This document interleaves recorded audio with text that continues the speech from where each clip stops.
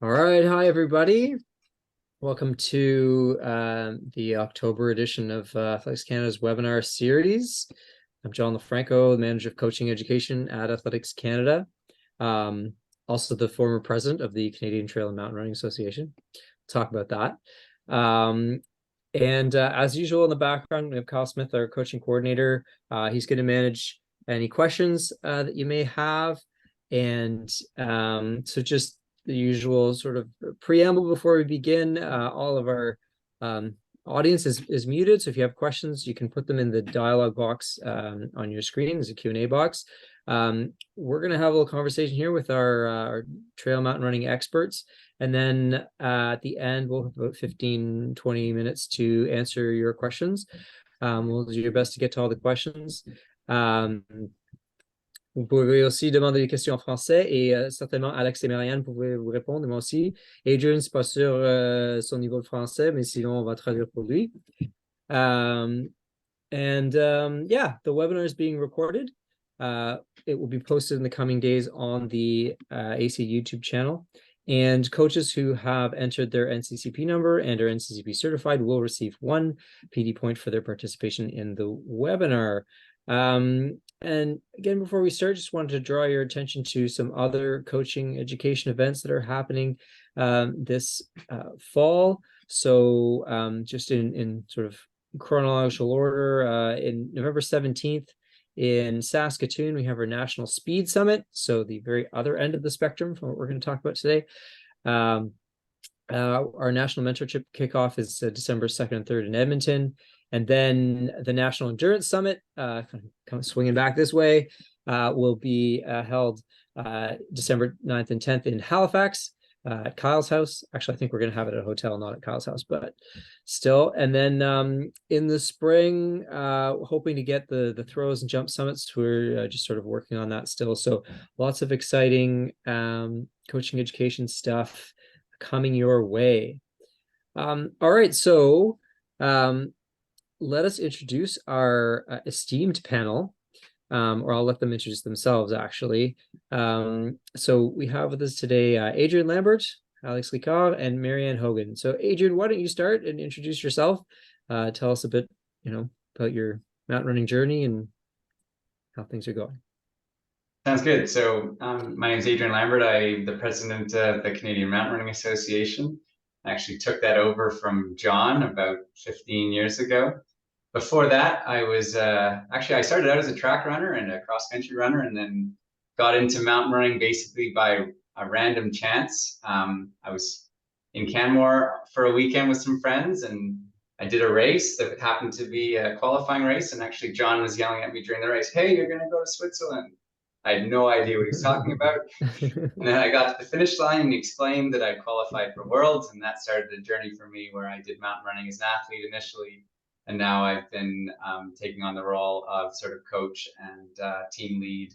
And I've gone to the last few World Championships, and now there's a strong collaboration with Athletics Canada, and I'm on one of the committees for off-track events. Amazing. Yes, that's it's a long time ago now. Okay, Marianne Hogan. Sure. Tell us about yourself. Hi, everyone. My name is Marianne, and I have a wide array of experience in the trail world. But I started off when I was younger as a triathlete with Alex Ricard, actually, years ago. And then eventually transitioned over to track and field, and then discovered trail running when I stopped running as a track runner. I started off doing a lot more mountain running, and then eventually transitioned over to more of an ultra runner, which is what I am focusing on now. So yeah, that's about it for me in a nutshell. Cool. Alex? Hi everyone, my name is Alex. Like Marianne, I started training like many years ago. I was around like 12 years old, starting on the track, cross-country stuff. And then maybe in the last 8 years, when I moved in BC, this is where I kind of like started to do more trail stuff, mountain running stuff. And then since then I'm still like competing at a pretty good level on the mountain running thing. Yeah. Yeah, cool. I should mention I also ran on the Canadian mountain running team and ran at 2 world trophies. And that was sort of the inspiration for me to take over the organization, because I thought, if I'm making these teams, we can be better. So that was sort of, I was like, but it was really fun to be able to go to those things. I went to 2005 in New Zealand and 2006 in Turkey. And it's such a great sport. Like you know, in any sport, you know, you're at the high level, you go see the world, but this is really beautiful parts of the world that you really get to see some really cool things. So the first thing I wanted to ask you all, and you know, I think maybe we can start with Adrian, but you know, we can get each of your takes on it. Like, when we talk about mountain running and trail running and ultra running, what are the things that distinguish these 3 sports? Yeah, I think I'll talk about it from the perspective of the World Championships. So there's now a World Championship that's a combined mountain running and trail running championship that's hosted every 2 years. This year it was hosted in Austria, and 2 years from now it'll be in Spain. So the way they divide the disciplines, the mountain running is shorter distance, so it's around 10 kilometers. And there's 2 different events. There's an all uphill event, which basically means you start at the bottom of the mountain and you run to the top, usually gaining about 1,000 meters vertical. So it's a real grind. And then there's also an up and down race, which sometimes is all the way up, all the way back down. Or there could be loops where you go up and down, up and down.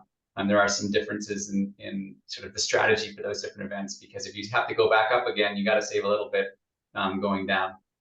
For the trail running events, there's 2 main trail competitions at the World Championships. One is they call the short trail, which is a bit of a misnomer because it's about 40 to 50 kilometers. And then there's what they call the long trail, which is usually about 80 to 90 kilometers. And you could describe them as mountain running races, because this year at the World Championships, I think there's about 5,000 meters of vertical in the long distance trail race. And so basically you're running up a mountain, down a mountain, up a down mountain, down a mountain. And it's an absolutely grueling event that even some of the best, most experienced trail runners in the world still, you know, it's you against the mountain. And then as a secondary feature, you're competing against the other athletes. All right.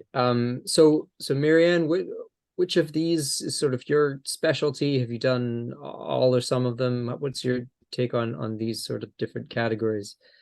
Yeah, I've done all of them, but right now I'm more in the long distance world championships, which is I guess kind of a progression that a lot of people go through. You know, you start trail running or mountain running and it's shorter, but then as the older you get, maybe you transition over to longer distances, but that's not always the case. The way that I like to see it is that trail running to me kind of encompasses everything, and then mountain and then ultra and then short kind of describes different categories of trail running. That's the way that I like to see it, and I like to describe it, even though it might not be theoretically the way that the World Championships Committee describes it.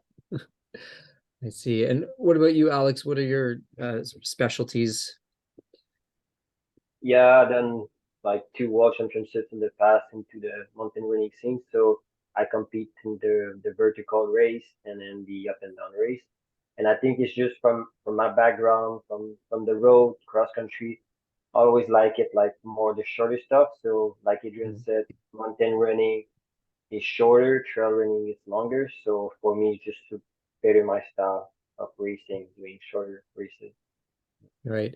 And so there's also, like, people will talk about ultra running. What is that sort of officially, and how does that fit in? Because it sounds like, to me, like a long trail race sounds like an ultra race. What is that sort of name? That how do we use that?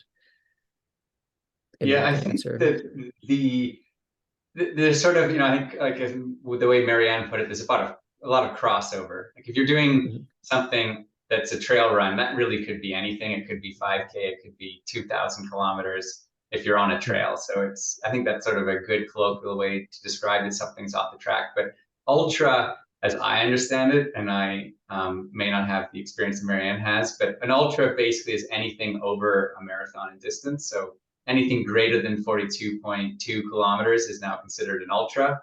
And there there are ultra races that don't have to be on trail. So you can have a trail ultra, or you can have a road ultra. And there's an entirely large, different pathways you can do of how insane you want to be in terms of what kind of events you do. Like there are 24-hour races on a track where you run on the track, you see how many laps you can do in 24 hours. There's currently what they call the backyard ultra, which is happening right now, where people run a minimum of, I think it's 7K every hour. And I think they're currently on the 5th day where people are going, and you have to start the next run within an hour. So people are not sleeping for 5 days. I mean, there's a certain level of insanity you have to do to do some of these events, but there is really quite a large range. But at essence, I think ultras are just anything long that makes you suffer. At least that's how I see it. Okay. All right. So now that we've kind of got the lay of the land a little bit, maybe I mean, Adrian gave us a little bit of the background, and we heard a bit from Alex and Marianne too. But can you, Marianne, let's start with you and talk about kind of how you got into this sport and why. Because yeah, you did start out as a triathlete. I remember, like, I think you lived around the corner from me for a while, and I could see you training on the canal in Montreal. Obviously that became too small for you, and so you moved on. So tell us about your entry into the sport of trail mountain running. Of course. So after I did triathlon, I moved out to the US. I went to California to school to enter in a Division I scholarship program for track and field. Triathlon wasn't a sport at the time, so track and field was kind of the main thing for me. And I really enjoyed running, but I guess I'm not one for numbers or specific like pacing or anything like that. Like I much prefer the kind of like go out and see what the day gives you kind of training person. So when I was over with track and field, I really, really still loved running. And I moved to Boulder, Colorado, where trail running is really big out there. And I met up with a bunch of local runners. And as we were training and racing, they actually suggested to me that I should apply for the Canadian team to be on the Canadian mountain running team. And that's really how I got into the sport in the first, I guess. Yeah, that's how I got into the sport early on. And that exact summer when I started running, I traveled over back to Vancouver to do a race, which was the Canadian Mountain Running Championships, in order to try to qualify for Worlds that year. And that's how I got into the world of mountain running. And I did, I gave it a couple goes. I went to a couple world championships, but I'm much more of a diesel than a quick athlete. So I quickly transitioned over to more ultra running, and that's kind of where I thrive at the moment. And at the moment you are at, or you were just at an event or something. Can you tell us about that, about where you are now and what you're doing over there? Yeah, of course. I'm currently in China. I am in a kind of like more on the south of China. I'm doing a race tomorrow. It's a 85-kilometer race. And it's huge out here. It's really interesting to see the dynamic and the difference, I guess, in the culture and the importance they give to trail running. It really seems to be like the event in this town out here. So I'm really excited to go out and see. I've seen videos of the start race, which looks like it's a huge, huge party at 5 a.m. And that's actually the time of the start tomorrow morning here in China. And what time is it there for you now? It's about 12 hours, right? Is that? Yeah, it's 7:15 the next day. So we're Friday, okay. 7 a.m. Yeah. Okay. Wow. Cool. Okay. So Alex, you mentioned you also sort of had a university sort of track background, also some triathlon. Tell us about how you got into this sport. My first trail race was with La Clinique du Coureur in Beauport. And at that point, I was still like doing some track, some cross country, and then I realized like I was like kind of like have a little talent to that trail scene. Like that was kind of natural for me to run in the trails. I always love it to run in the trails, but the real switch happened when basically moved in BC 5 years ago. I moved here in Squamish, and then at that point I wanted to still run on the track, do some cross country, and then I was like commuting to Vancouver And at some point, I just realized like that wasn't making any sense to do that commute to train with a group with all the beautiful trail that we have here. So I basically started to train specifically for the trail running, for the mountain running races, especially for the vertical stuff that I always really enjoy.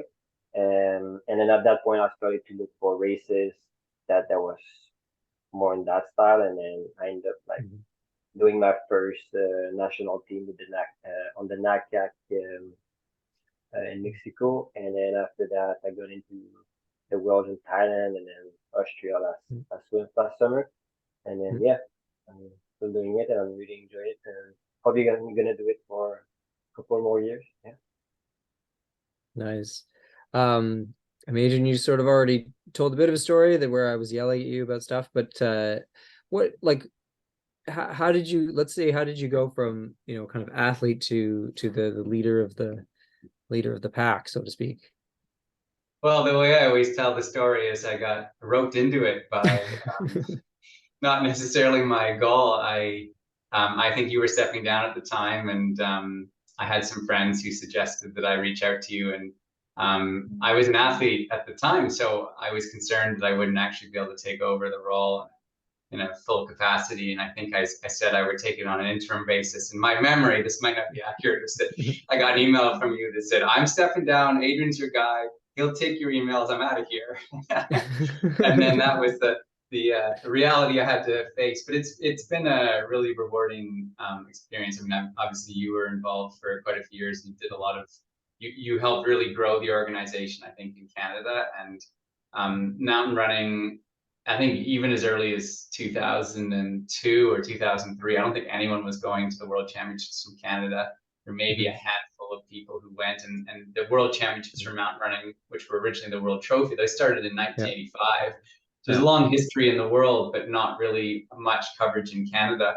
And since then, it's really, really grown to the extent now where I would say that if you take the applicants to the World Championships, most of the people, if you take the four fastest people on, say, a team who didn't make it, they would beat a lot of teams we had 5 or 10 years ago, just because just the caliber of athletes we have who are doing it now, which is really cool to see.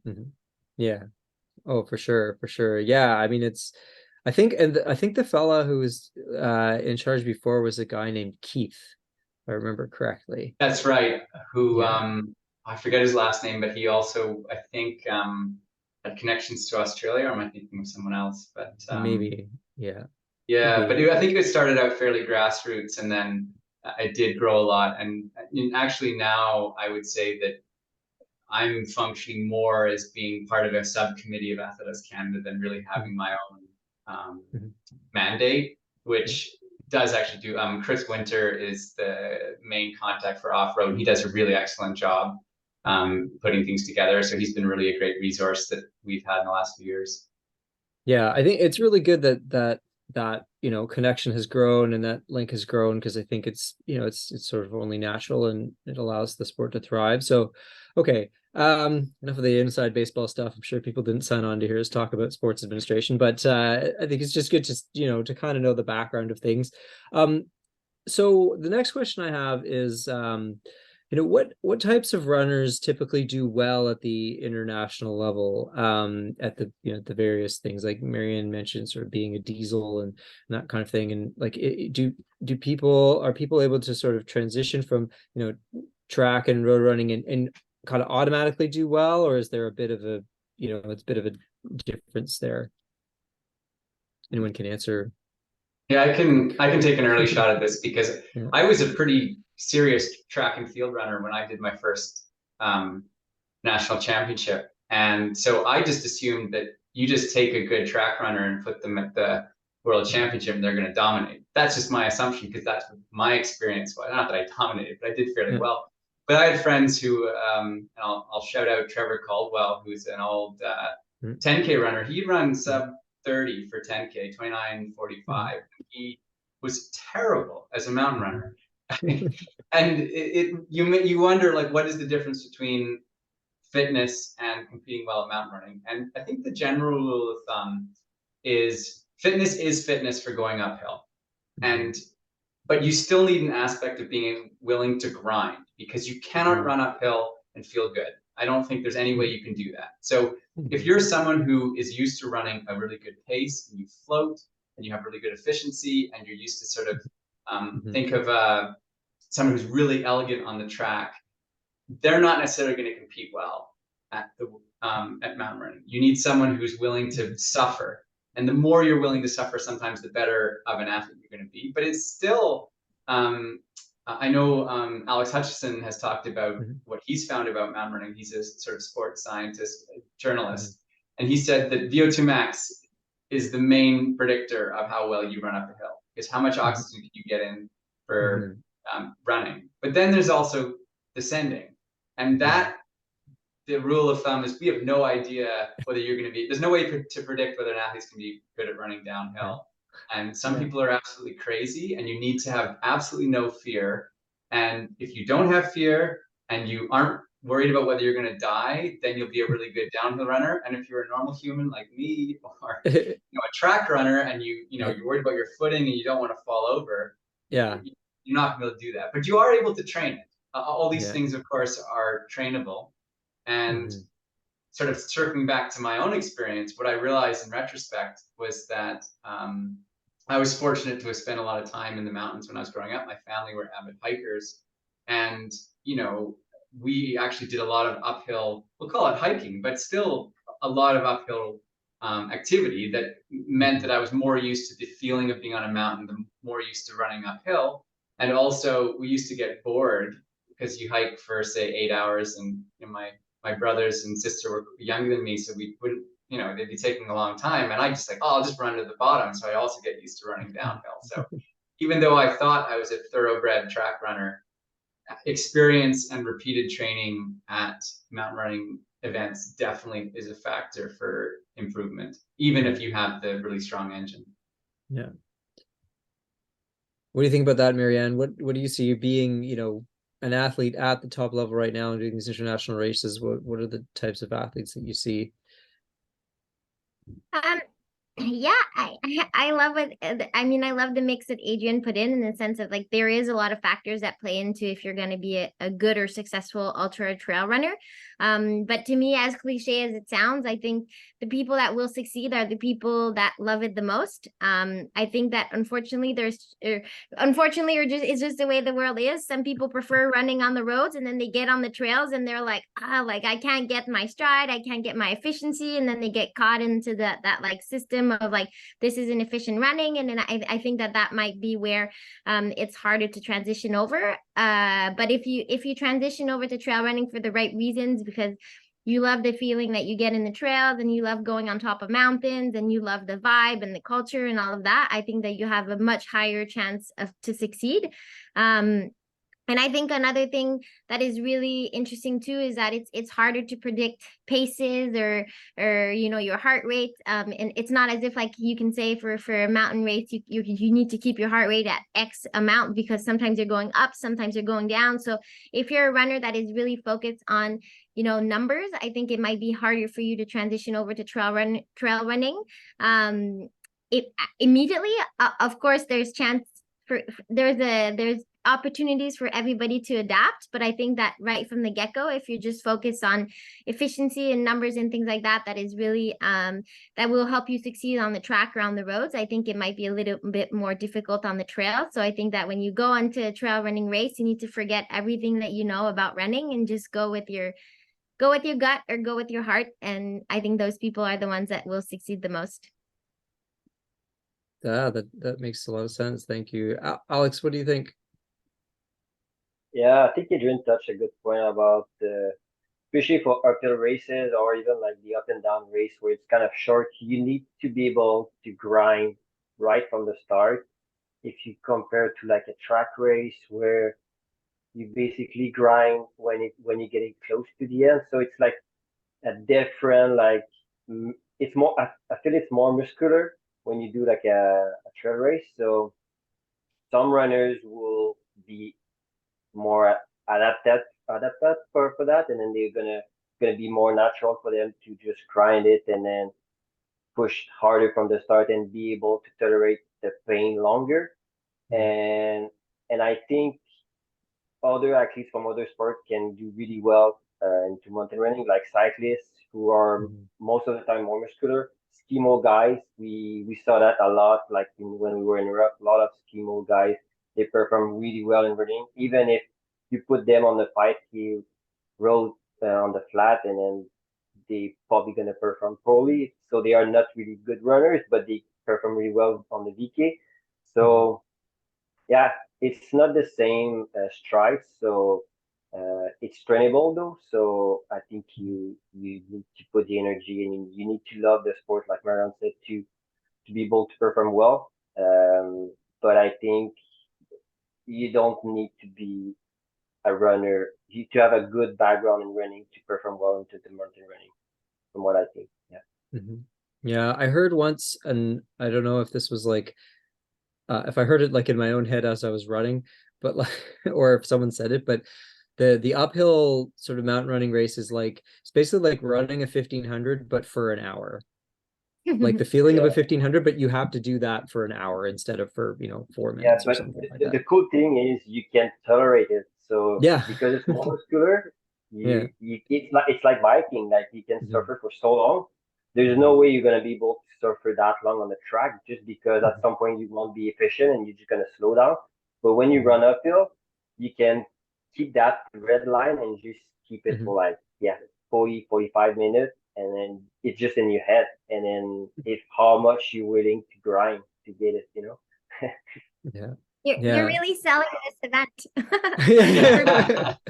Well, I think that, like you said, like people who love it will love it, and if you don't, I mean, it's okay. That sort of brings up an interesting point though about the the kind of the grinding and the uphill. So there is like sometimes like walking or fast walking. What is the kind of the technique or the strategy on like when do you actually sort of transition from running to like walking or hiking up really steep parts, and when do you like actually run? I think that's what makes trail. Go ahead. I was just going to say, I think what makes trail running so cool is that there is no, like, to everyone, it'll be different because everyone's running form is different and everybody's body's different. So it's very much a strategy to decide when to start running and when to start walking. And so I think that's what makes the sport so interesting. And you'll see it at the top level, like even during the World Mountain, just the up. You'll see some people walk from the get-go, and you'll see some people run, and then it's completely different, their pacing, and that I think that's what makes it interesting. But the easy, the way to respond to that is you have to practice it and experience, like if you go faster, if it's easier walking or running, and you're the only one that can answer that question via your own experience, actually. Yeah, I'd say that it's very, very individual. I've certainly done runs where I've been running the whole way and the person behind me is walking the whole way, and they're going at least as fast, if not faster than me. But I would say that generally it's a question of individual choice, but as Marianne points out, but also steepness as well. So certainly my own personal experience with mountain running is that there's a certain grade within which I'm confident that I'm able to run, but there becomes a point where it's sufficiently steep that walking can actually be faster because you have a longer stride. Whereas when you're running uphill, you're often doing a very short, tight little stride. You can't really extend it out that much. And so if there's a long period of time that's fairly steep, you're likely going to have to walk. And one of the big challenges actually when you're in a race is it's harder to transition from walking to running again. And so you get lulled into this false sense where you're walking up a hill, it's very steep and it levels out. And there's such a temptation to just be like, you know what? Walking's really nice. I don't need to. But you have to ignore that and make sure you push yourself back into getting into a stride again, because it's easier to change pace and make sure you're picking it up if it's starting to get flatter. Cool.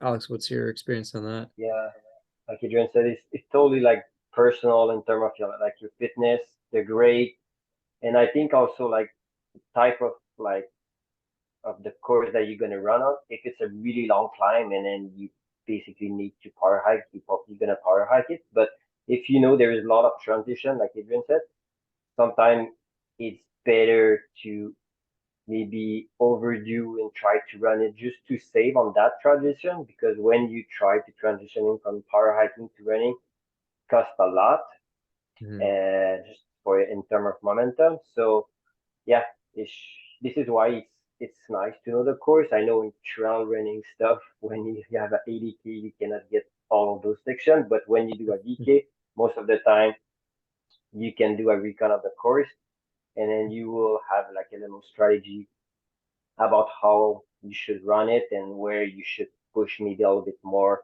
in some sections to overdo, just to save that little transition and then use that as your advantage. So yeah. Oh, that's interesting. Yeah, it makes a lot of sense. So let's talk a bit about training. What kind of training does one do in order to become a competitive at trail running? And maybe like, give some examples of like different types of workouts, and then I don't know if you want to even expand it into like a typical week of training or something like that. Alex, you want to start? Yeah. But like I said, because it's kind of similar to cycling, I feel like if I just go by for vertical stuff or up and down races where it's shorter, I feel you can do a lot more of training if you compare to track. So for me, I'm doing like sometimes 4 good sessions per week because I'm doing mostly uphill stuff. So I feel my body recovered pretty well from it. Less bonding on my legs. It's just muscle fatigue, and most of so I don't have to run down. So a lot of like powerful session for me on really steep grade. Sometimes short rest, but most of the time longer rest to develop more power. So this is kind of like my bread and butter session, and I do a lot during the summer. Yeah. So how long would those intervals be? Like a interval up, like how long are you going up for? Yeah, sometimes will be 30 seconds. 30 Okay. seconds with like 2 minutes rest. So like very powerful. On really steep stuff though, like stairs, case. Okay. Like some reps of like 3 to 5 minutes with shorter rest. I'm playing a lot with the grade as well. I think it's good to work on all the different grades to know as well where you are more comfortable to run, where you're more comfortable to go for power hiking. So, and working on those transitions as well, like if you have like some intervals where you're gonna have to switch from power hiking to running. Yeah, that's the cool part about the mountain running. I feel you have so many things to work on, and then if you start to do as well like some up and down races, you need at some point to work on that stuff as well, and then now it's just at that when you start working on that, you just need to be smart as well, how much you want to train it without getting injured. So yeah. And do the weeks include like on this, you said sometimes 4 harder sessions and then sort of like long easy runs in the trails on the other days, or you're running twice a day sometimes, or how do you sort of fill out some the of the week? balls, and then I still like to run on the road. So most of the easy runs are on the road, sometime on the trail, but I would say 90% of my interval session will be in the trail, and mostly uphill for my side. Yeah, I'll do like a little couple of sessions per year, specifically for downhill, but most of my sessions are uphill.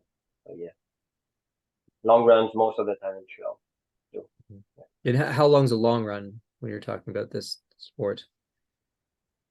For me, max 3 hours. Sometimes when I go for like nice adventure where it will be more like an adventure run with a lot of hiking, could be 7 hours, but it's very rare for me. Very rare.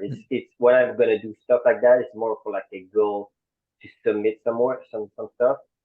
We have so many cool stuff to do here. So sometimes I will have like a goal like that to just submit mountains, but when I just specifically do like a long run, would be very rarely longer than 3 hours for me. My race is always, it's like a vertical is always under an hour, and then the up and down would be in that range as well. So for me, I don't feel the necessity to run more than 3 hours for a long run.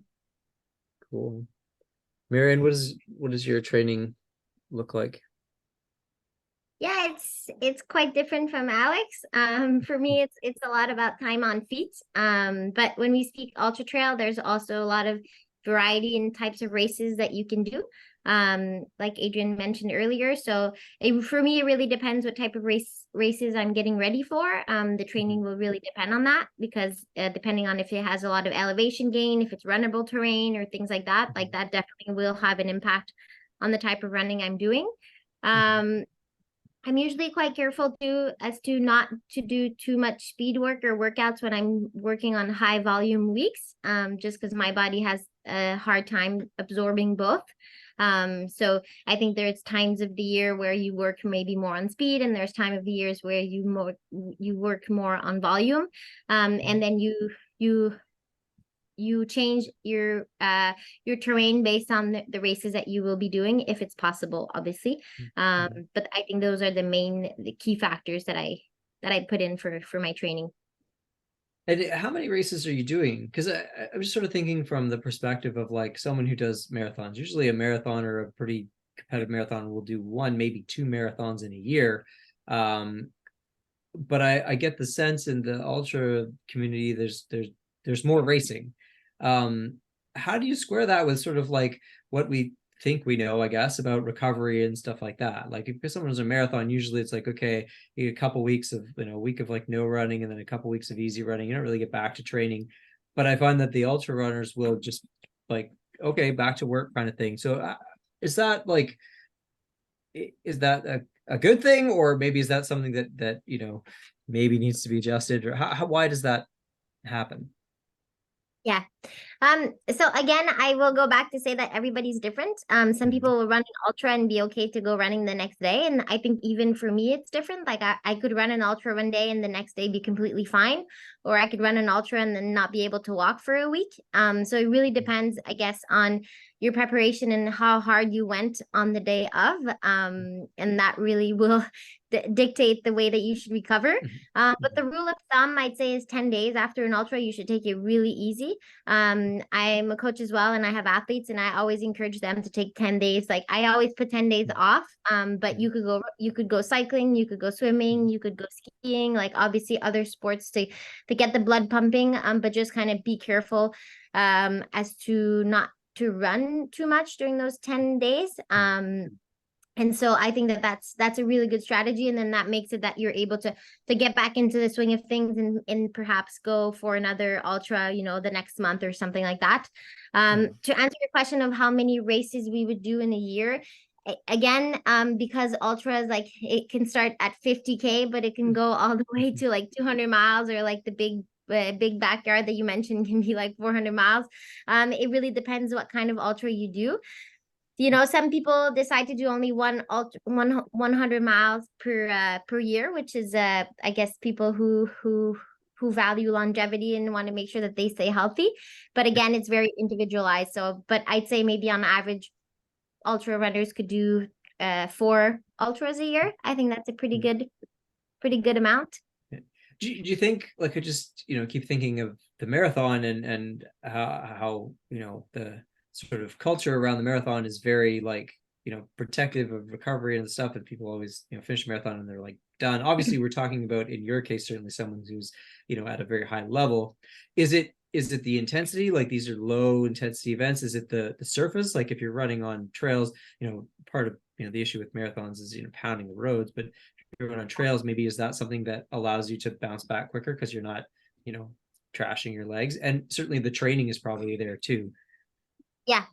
So there's a lot of different factors, but I would say that pavement is factor number 1. You're not pounding on pavement, which is a lot easier on the body when you're out on the trails.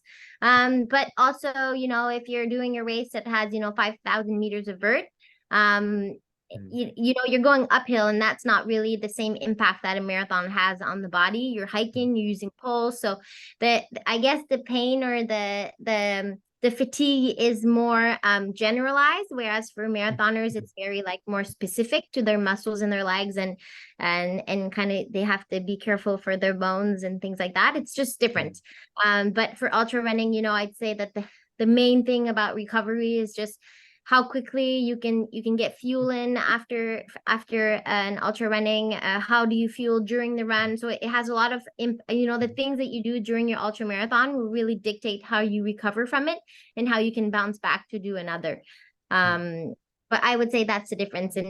And also you know, when you're running on the road, you're always putting your foot kind of at the same spot, you know, impacting the same thing. Whereas when you're on the trails, you know, you go left, you go right, like your stride is really not the same. So it's much less impactful on your ligaments, your bones, your muscles. It's just it's a completely different sport, even though, you know, it's two types of running. It's just different types of impacts for the body, for sure. That's great. Well, that's certainly great news for people who want to run. Yeah. Go on the trails. Adrian, do you want to add anything on training? Yeah, I think one thing that might be worth adding is that you know, for a lot of athletes, and I think there's a significant number who are actually like all of us that started on the track or started on the road. The training when you're getting into mountain running, if you want to do sort of the least amount possible, and I know, you know, mountain running is often sort of a summer activity. So even if you're doing the classic cross country in the fall, the track in the winter and spring, you actually can fit mountain running into that schedule. The key, like all events, is repetitive effort that's mirroring the race itself. And I think Alex kind of touched on that, getting experience with, you know, having a consistent climb, or working on your transitions, working on your uphills, and working on your downhills. And I think you can do that without it being your full season. So if you're a really fit athlete, the fine tuning you can do can make a significant difference for race day. And I think I've seen that with a lot of athletes that are exceptionally good, and you'll see them and they'll be, you know, at the lead if you have an up and down course at the front on the first day and on the first event. But they don't realize that 400 meters or, you know, 250 meters of elevation times 3 or whatever it is in terms of the elevation catches up to you in a real big way. And so it's actually a pacing error. So you have a lot of athletes the first time they do mountain running, it's simply a lack of realization that running that much elevation is going to hurt X amount, and this is how much you actually have to do. And so if you can learn the pacing side and the feel of what your body can handle at a particular grade, you can actually take your fitness much more efficiently to get a better result. And I think that's something that athletes who are trying to get into mountain running would really benefit from in terms of their training. So yeah, getting some experience doing some different races, you know, kind of learning how it's gonna play out. Yeah, that's awesome. So on that note, kind of like how does someone start? How do you get into mountain trail running? Where do you go? Where do you sign up? What's the, you know, like, you just go show up in the mountain and you're all in there and people will find you, or? Yeah. Go ahead, Marianne. Well, I was gonna say that I think it's one of those sports that is good to do with people at first, like just to kind of get the swing of things. Just in terms of like hydration, nutrition. Like, of course, if you're going in the mountains for a longer period of time, I think it helps that you're with people at first. But I think the easiest way to start is really just to go out and try it. And obviously, in terms of training, like you don't have to sign up for a race to be a trail runner. You can just go out in the trails and try it and give it a go and see if you enjoy it, if you have a good time, and then eventually you can sign up for a trail race. But I think that you know, it's baby steps. The more experience you'll have out there on the trails, the more success you'll find on race day. So I'd say go out and give it a few runs, and if you enjoy it, then yeah, potentially sign up for a race, a local race to start with, and go from there. I think there's a lot of local races everywhere. Anywhere you find yourself in the world, you'll find a local trail race that you can sign up for and give it a go. Yeah. Makes sense. Guys, do you have anything to add to that?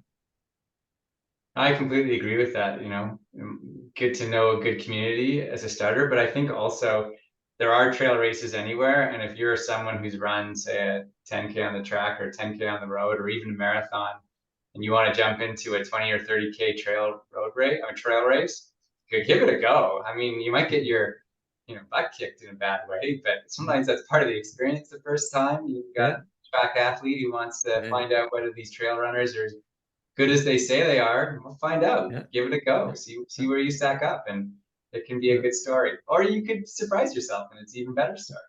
Yeah. Well, a guy coach that Alex might know, Francois Jarry, he won the Rimouski Marathon early this year, and this weekend he's going back to Rimouski to run a trail race. So we'll see. We'll see if that translates. Actually, I'm not sure if he's like kind of going all out or if he's just doing it to just sort of go and experience it. But yeah, no, for sure. I mean, it's such a nice thing. Go ahead. That's the other thing as well. Like there's so many trail races. You can take like something super wild with like a lot of routes, crazy elevation gain, and you can get into something more flatter. So depending on your running background or what you want to do, there's so many races that you can start with, and then distances as well. So just try it, go in trails, have fun, and then if that seems appealing, sign up for a race, and then that seems interesting for you, and then see how you like it. And then, yeah. What are some races that that you all would recommend? Like sort of what's like a like your favorite, let's say, Canadian trail race, and then maybe one internationally that people want to travel for it and go see something special. Where would they go? I think it'll really depend on the distance that the athlete wants to do, because not all of us want to do a 300-kilometer ultra. There's a certain type of person who's willing to do that, and I would say that it also depends on whether you want to run straight up a hill or run up and down. And there's just such a large number of events that you can do. I'm not sure there is one premier event, but a lot of the big names that are out there. I mean, Marianne has done a lot of the big ones, and it's certainly in the ultra world. And I think they would be premier, but I don't think I'm not going to run 100 kilometers. No way. Well, so pick something, something say like under a marathon, and Marianne could do the over the marathon distance. But like just in Canada, like what are some sort of established races? Like I was just thinking in my head, I'm thinking, and this is actually, it's not even a race. I think it's just a thing, like, but the grouse grind. That's a good example, I think, of like there is actually a destination. They do a race for it. Okay, yeah, they do. It was not around during COVID. They ran it this August. That's a great one. I mean, the Grouse Mountain, which is 800 meters gained in about 2.5 kilometers, is an exceptional challenge for anybody, and it's actually a great way to see how you stack up. I think Jonathan Wyatt has the record. He's a former world champion in about 24 minutes, and for most people, that's a pretty tough. Some people struggle to get under an hour. So John and I raced together back in the day. I mean, we were in the same race. That's about as far as it went. But there's also races. I think a good example is there's a race in northern BC in a town called Tumbler Ridge. I think Tumbler Ridge itself is about 5,000 people, but they have 1,000 people that run a trail race up there that runs up a mountain and back. And I've done it once, actually. It's a spectacular race, but it's just in the middle of nowhere. So that's one of the things about trail running in Canada, even worldwide. There's these so many different exceptional events that you can do all over the place. There's a bunch, even in Toronto, if you want to be around, there's a run in near Halliburton, I think, like just near Muskoka. So there's trail races all over the place. And, sometimes you just got to go out and enjoy them. And even I found you do a local trail race with 40 people doing it, it's still got great camaraderie, which is one of the great things about the sport. And you still have some pretty gnarly terrain to run, and it can be a really great experience. So I don't think you can go wrong, is I think the end result. I mean, sometimes you are in a trail race and you think, who's the idiot who put this race together? I did a trail race in Mexico once, and it's like, there's no trail. You're running through the woods. You feel like you're fighting for your life. But then when you survive and you get to the bottom, you're like, that was amazing. It's just awesome. Okay. So the politician has answered that there is no favorite. But Marianne and Alex, I'm sure you have like a favorite that you like to go back to, or something that just sort of, coup de cœur of a race. Well, I'll go with the Ultra Trail Harigana, which is in La Malbaie in Quebec. And what's really good about that race is there's a little bit of everything. There's a 5K, a 10K, a 20K, a 28K, a 42K, a 65K, an 80K, and 125. So like I think if you want to try a trail race, there's something there for you. There's no doubt about it. And it's a weekend of festivities. The races start on Friday. There's a show on Saturday evening that people can enjoy, and it's a really festive ambiance. And to me, that's really what sums up trail running. It's a fairly local race that I try to go to every year, even if I'm not racing. So that's the one that I would suggest as a good starter, especially for the folks back in Quebec, but perhaps also people from Canada that want to travel nationally. Nice. Yeah, I know several people who've done that, and they go back because it's a good one. Yeah. Alex, what about you? What's your favorite race? Yeah, my favorite race is the one that Adrian just mentioned, the Grass Grind in Vancouver. What I like about that race is because it's such a established trail, so everybody can just go on it. They have a timer at the bottom, at the top, so I think it's the most popular trail, like for sure in Vancouver and maybe in Canada, because it's like a goal that people want to go up the grind. And I feel it's so cool that they organize a race there every year. It's pretty tricky because it's super narrow, so we start in the parking and then we just go up the trail. But yeah, that's definitely my favorite one, just because it's right in the kind of style of racing that I usually like to do. And we used to have a really good race in Whistler that they stopped doing it last year, so I was unfortunate for that. But they had the Whistler Alpine Meadows, was similar to Arikana. They had like different distances, like an Assen race to like 100-miler. I don't know if they're gonna bring it in the future, but that was like an amazing train race weekend with so many distances, and then the community there, and then the whole scene and like in Whistler was like amazing, and then crazy good trails there. So hopefully they're gonna bring it back, but yeah. Awesome. And Alex, what is your PB on the grind? 20, 25, 40. So more than a minute behind just why. Yeah. That's really good though. I mean, I've heard, and maybe this is more for sort of, mid-pack runners, but I've heard that your grind time is usually around what your 10K time is. So that shows some clear, obviously you're quite the specialist, because I bet you've never run 25 minutes for 10K before. So so that's really impressive. Marianne, have you done it? What's your grind time? I've done it multiple times, but never in a race format. But maybe I travel out there quite a bit. My sister lives out there, so maybe I'll give it a go next time I go. Yeah. Adrian, what about you? What you must have done? I'm like a 35-minute guy, so there you go. Which is probably about where my 10K is at the moment. Like right now, was that your best time? Yeah, I never did it when I was younger. I didn't do it until I was gonna say my time is faster than yours. Unbelievable. Yeah, you got me. Well, I'm gonna start training now that I know that. Yeah. I think it was like 33 or something that I did. So, which is not bad, because that's a little faster than what my 10K was then. So there we go. Okay, so speaking of kind of like PBs and whatnot, someone in the audience wanted to know a little bit about sort of the national team program and that. So like, what does it look like to qualify for, to go to nationals, and then like to make the national team and go to like a NACAC or world championships? Is the team funded or whatever? Like, how does that work for the I guess what you started with, the World Mountain Running Championships?